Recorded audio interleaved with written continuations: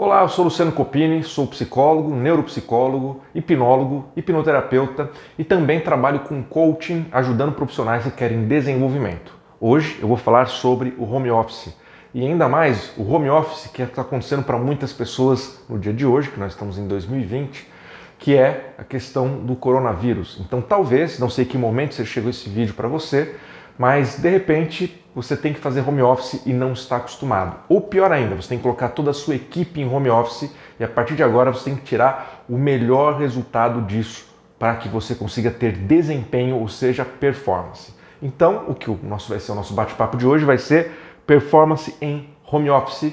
E aqui a brincadeira é que está acontecendo em quarentena, então para muita gente está sendo compulsória esse home office. Então aqui eu vou dar algumas dicas de como aprender a lidar com isso. Mas antes de mais nada, eu quero dizer que este bate-papo surgiu por conta de muitas pessoas que me acompanham e seguem o meu trabalho e começaram a pedir para que eu falasse a respeito. Então eu vou dar aqui algumas dicas bem chave, bem práticas de como você pode, a partir de agora, conseguir trabalhar. Não só gerenciando o seu próprio trabalho, mas o trabalho de outras pessoas também. Talvez durante esse nosso bate-papo surjam algumas questões que você tenha dúvida e por isso eu vou pedir para você, a partir de agora, já curtir o vídeo, compartilhá-lo e se você quiser conversar comigo, basta mandar uma mensagem que eu respondo para você, ok? Então vamos começar. Vamos falar sobre o primeiro ponto e aspecto muito importante relacionado ao home office, é você criar um ambiente que seja satisfatório para o trabalho. Se você já trabalhou numa empresa multinacional, uma empresa de grande porte, você vai notar que todo o ambiente é preparado. Existe toda uma preparação e um estudo em função disso para que ele seja ergonomicamente adequado e que seja o melhor possível para que você tenha o melhor resultado dentro daquelas situações e circunstâncias que condizem com o seu trabalho. Quem estuda isso, as pessoas que vêm estudando isso, vêm desde a área industrial, são psicólogos, engenheiros, médicos e sociólogos que tentam proporcionar um ambiente mais seguro e ao mesmo tempo mais ergonômico, ou seja, mais saudável para o funcionário ou colaborador. O ponto é que isso, muitas vezes, quando a gente leva para o nosso ambiente domiciliar, a gente não leva isso em consideração. Então me perguntaram uma vez, qual o tipo de lugar da casa é o ideal para se trabalhar? A resposta para essa pergunta seria aquele local em que está mais preparado para receber a sua atividade. Vamos supor que você trabalhe em frente ao computador. É interessante você ter uma cadeira adequada, você ter uma mesa numa altura adequada, que seja um ambiente que não te proporcione interrupções constantes. Resumindo, um ambiente que de fato seja propício para o seu trabalho, ou melhor ainda, para um bom trabalho. E isso você consegue simplesmente observando o que torna aquele ambiente mais confortável para você. Imagina, por exemplo, essa cadeira que eu estou usando. Ela não tem um encosto, ela não tem a parte de trás. Se eu tivesse que ficar durante horas trabalhando nessa cadeira, por exemplo, eu possivelmente ficaria com dor nas costas. Então, o ideal é que você procure uma cadeira confortável, mas que ao mesmo tempo tenha uma posição boa de trabalho. Você não pode ficar nem muito relaxado nela, mas também não pode ficar muito sem conforto, porque você pode ter que ficar algumas horas ali. E segundo, ela tem que estar numa altura em que possivelmente tenha braços e seus cotovelos fiquem aproximadamente na altura da mesa para que você possa descansar os seus braços. Tá? As pernas é a mesma coisa, o ideal é que você fique com as suas pernas numa posição que elas não se cansem, não forcem sua coluna e, resumindo, a partir daí você vai ter um ambiente que começa a ser saudável para você. Bom, é a única coisa? Claro que não, você tem que pensar na iluminação, você tem que pensar no som, todo o ambiente próprio para que você realize a sua atividade, que é o trabalho de home office. Bom, ergonomia é um deles. E qualidade? O ambiente ele também tem que ter uma qualidade de trabalho, te proporcionar uma qualidade de trabalho que seja o ideal. Então nós estamos falando especificamente de material, você tem que ter equipamentos apropriados. Então vamos supor que você use computador, etc. A sua empresa, se ela te forneceu o equipamento, perfeito. Se não, é interessante que você faça um investimento para que você possa ter tudo o que você precisa para entregar o seu trabalho. Então nós estamos falando de impressora, muitas vezes de um mouse, muitas vezes um teclado, às vezes são coisas simples, mas que fazem a diferença. Muita gente às vezes vai trabalhar em home office com um notebook, usa o próprio teclado do notebook e aquilo cansa no dia a dia, você começa a ter dificuldade de digitar e etc. por conta do tipo de teclado ou o tipo de mouse que você tem que usar no próprio notebook. Então a sugestão aqui é que você faça esses investimentos ou que você peça para a empresa que você trabalha te fornecer o material, se possível. Bom, qualidade. Também você tem algumas questões que você precisa levar em consideração. É interessante que você possa, a partir daqui, ter uma organização e essa organização no seu ambiente de trabalho seja funcional, ou seja, que você consiga de fato que o ambiente ao seu redor te propicie tudo aquilo que você precisa. Então, você ter os seus objetos e materiais que você precisa nos lugares corretos, você à sua disposição, à sua mão. Não adianta você falar que você tem aquela bagunça organizada, espalhar tudo que você pode na sua mesa e depois falar que aquilo você entende, aquela organização. No dia a dia, aquilo são formas de você perder tempo e acaba te atrapalhando em realmente conseguir os resultados que você precisa. Assim como no trabalho, existe, você já deve ter ouvido falar em indústrias, os 5S, né? Que são aquela metodologia japonesa para você deixar tudo organizado. Existe também outras formas de você organizar o ambiente de trabalho e isso por conta de produtividade. No ambiente residencial é a mesma coisa. Não pense que é porque não tem ninguém vendo que não é importante você ser organizado. Então tudo isso para criar o primeiro ponto, que é o ambiente. Mas também tem um segundo ponto, disciplina. Aliás, talvez algumas pessoas não saibam, mas disciplina é a palavra-chave quando a gente fala de home office.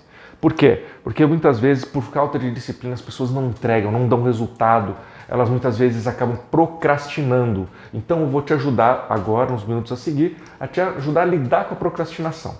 Mas o importante é que para a disciplina você tem que levar alguns passos muito simples. O primeiro deles é ter uma agenda. O que significa? Eu não estou falando de uma agenda física. Essa agenda pode ser feita até numa folha de papel sulfite. O ponto é que você precisa ser organizado a ponto de ter todos os seus compromissos marcados hora a hora, dia a dia, durante a sua semana de trabalho, certo? Você vai criar, através disso, as suas rotinas e fazer com que desta forma, através desses agendamentos, você consiga cumprir com o que você precisa, o que você se comprometeu. Bom, lógico, você pode agendar descansos na sua agenda. É importante que você o faça. Não é à toa que, por exemplo, no ambiente escolar, você tem aulas de 45 a 50 minutos, porque esse é o tempo que a mente consegue ficar concentrada sem perder a qualidade. Aliás, sendo bem franco, falando como neuropsicólogo, algumas pessoas, depois de 15 minutos, já começam a perder a concentração. Então, o que você faz? Agenda a cada uma hora e meia no máximo, um descanso de 15 minutos. Nesse descanso você vai, toma um café, bate um papo com alguém na sua família, com alguém que você está na sua casa, sei lá, ou liga para alguém. Por quê? É como se você estivesse no ambiente de trabalho. Você dá aquele descanso, mas um descanso produtivo, um descanso que não vai comprometer a qualidade do seu trabalho e ao mesmo tempo vai dar uma energizada para você seguir em frente. Bom, siga uma rotina. A rotina que eu sugiro que você faça é a rotina, por exemplo, que está proposta no Milagre da Manhã. De você acordar, você se exercitar, de você tomar um bom café da manhã, de você meditar, de você ler um livro e tudo isso antes de começar a trabalhar. Então, se você tem que começar a trabalhar, por exemplo, às 8 ou se compromete com isso, acorda às 6. Se você precisar entrar antes, começa antes ainda. Mas o ponto é que como você administra a sua agenda, seus horários, você pode escolher. Só que a rotina, você percebe, tudo que você precisa fazer, que faz bem para você, você vai fazer antes de começar o seu trabalho. Quando você começar a trabalhar, você já vai estar bem preparado psicologicamente para se empenhar e realizar as suas atividades.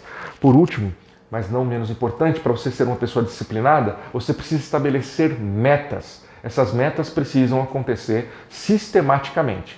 Minha sugestão para você, faça metas diárias, metas semanais e metas mensais ou bimestrais, para que você possa acompanhar semanalmente tudo aquilo que você realizou durante a semana. Então, uma vez por semana, você vai rever se você conseguiu cumprir diariamente tudo aquilo que você se comprometeu. Fechou a semana? Planeja para a semana seguinte, certo? Você pode, se dependendo da sua atividade, fazer isso diariamente até, se for melhor para você. O ponto é que se você conseguir se organizar, você vai entregar com muito mais empenho, todo o trabalho que você precisa. Agora, curioso é isso daqui, uma sugestão com relação à organização. Escolhe um dia da semana para você continuar se organizando. Bom, terceiro, mindset. O que você vai fazer para que a sua mente contribua a seu favor, ok? Então, vamos falar de concentração. Você precisa ter concentração para conseguir trabalhar e etc. Por isso, elimine aqueles problemas do dia a dia, como por exemplo, celular. Você tem que usar o celular para trabalho? Ok, deixa ele no silencioso, não deixa ele tocando o tempo inteiro, sempre que chega alguma mensagem nova, porque se você perder o seu foco por conta de um barulhinho de celular, isso possivelmente atrapalha seu desempenho. Então se mantenha concentrado e focado, elimine ruídos o máximo que você puder, elimine qualquer coisa que possa atrapalhar o seu desempenho. Cuide da sua saúde física e mental. Eu sugeri agora há pouco que você fizesse exercícios, mas eu vou deixar bem claro que se você não cuidar tanto da sua saúde física quanto da sua saúde mental, você vai futuramente, ou até no futuro bem próximo, começar a ter defasagens do seu desempenho e sua performance vai cair. O seu cérebro precisa que você tenha um corpo saudável. Então eu sugiro que você faça prática de exercícios diária e, além disso, cuide para que a sua mente coloque o foco em situações que realmente sejam positivas. Hoje, nós estamos em março de 2020, estamos vivendo a questão do coronavírus. Bom, então vou falar especificamente para essa circunstância. A gente fica vendo muita notícia e notícias desagradáveis que tiram o nosso foco do que realmente é importante e fazem a gente ficar muito preocupado com o futuro. Isso gera ansiedade e ansiedade em exagero pode gerar problemas de ordem psicológica. Então procure eliminar excessos de notícias, procure veículos sérios quando você quiser se informar e faça isso uma vez ao dia e não ao longo do seu dia todo, para que você se mantenha informado, mas não fique estressado em função do que está acontecendo. Bom, seja objetivo, toda vez que você puder, tente sentar para realizar as suas atividades sem perder tempo, sem enrolação, porque aproveitar o tempo também é importante. Lembre que você tem o dia todo para você realizar tudo o que você precisa. Se você for objetivo, você vai conseguir realizar tudo mais cedo e depois ter mais tempo para fazer o que você tem vontade. Aproveitar o tempo significa também, quando você estiver descansando, procurar ler ou ver seriados na TV, no Netflix, por exemplo, que façam que você se sinta melhor, que faça que você aprenda. Existe uma lista de seriados no Netflix que são muito positivos e que ensinam pra gente coisas que podem ser utilizadas no trabalho. Bom, isso é com relação ao mindset. Quarto e último elemento importante desse vídeo será falar de como motivar equipes, e aqui é muito importante, caso esse seja o seu desafio, você levar em consideração que a sua equipe possivelmente está sozinha e também está passando por tudo aquilo que você está passando. Portanto, está insegura, com medo, estressada e tudo isso que nós estamos falando. A solidão você consegue resolver de um jeito muito simples, que é através de fazer calls, videoconferências com a sua equipe, certo? Então procure com o máximo de frequência possível, agende e fale com eles. E aí, como que está o seu home office? Está com alguma dúvida? Faça reuniões.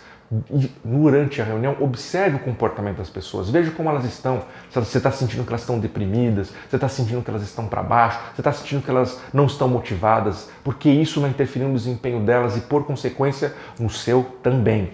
Então é bom que você esteja presente na vida dessas pessoas. Para isso, o macete, o truque é você dar metas, mas acompanhar. Você pode dar metas diárias ou pelo menos semanais, mas acompanhar. O mínimo do mínimo do mínimo, uma vez por semana, você vai ter que chegar para cada um da tua equipe e fazer um acompanhamento para saber se fizeram tudo o que precisava. Outra coisa é estar presente. Você não precisa estar presente só fazendo videoconferências. Você pode mandar mensagens, textos, artigos, livros, tudo que você puder para que o desempenho das pessoas melhore. E por último, seja claro e verifique a compreensão. Não adianta você dar uma missão se as pessoas não compreendem qual é o objetivo. Verifique, pergunte e analise a compreensão da sua equipe para saber se chegaram lá. Espero que vocês tenham gostado desse vídeo. Compartilhem, curtam. Um forte abraço e até a próxima.